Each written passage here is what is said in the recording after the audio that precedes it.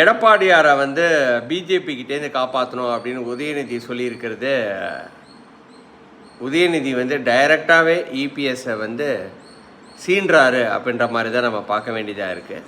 எடப்பாடியார் வந்து நல்லா யோசித்து தான் இந்த முடிவை எடுத்திருக்கிறாருன்றது எனக்கு மாற்று கருத்து கிடையாது. ஏன்னா சிறுபான்மையினர் ஓட்டு திமுக பக்கம் சாஞ்சிருச்சு. அதை வந்து 2024 எலெக்ஷன்லேயே அது நம்மளால் தட்டு தெளிவாக பார்க்க முடிஞ்சுது.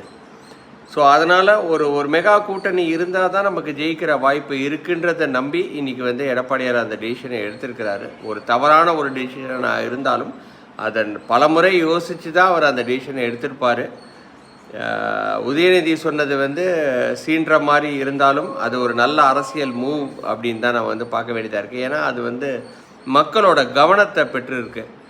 மக்கள் வந்து அதை பார்த்து சிரித்தாலும் ரசித்தாலும் கோபப்பட்டாலும் அது மக்களிடையே போய் சேர்ந்துருக்கு அப்படின்றது தான் வந்து ஒரு உண்மையான ஒரு விஷயம். இன்னொரு வீடியோவில் சந்திக்கிறேன். நன்றி, வணக்கம்.